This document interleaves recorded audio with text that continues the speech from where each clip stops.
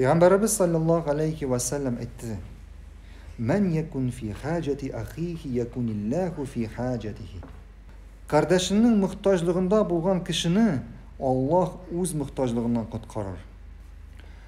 Yani eğer birer kardeşin ağırlıkta iken, hem sen onun şuşu, ona ağırlık getire turgan, ol şişe almagan meselesini şişsen, onun ağırlığını jеңілейтсең, Allah Teala сиңа жеңілейтешек.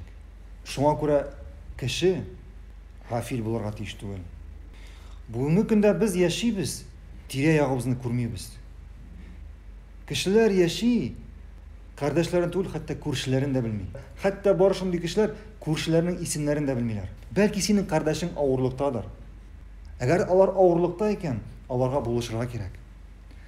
Аларның авырлыкларын җиңеләйтергә, мәсәлән, кемгәдер акча бирергә, кемгәдер башка эш белән булышырга, кемнеңдер мәсәлән машина суйкан, машинага утыртып кайсыдыр икенче шәһәргә алып барырга, башка икенче бер шәһәргә алып барырга. Һәм ниндидер мәсьәлә бәлки ул синең өчен җиңелдер, аның өчен авыр. Һәм син аңа булышасың.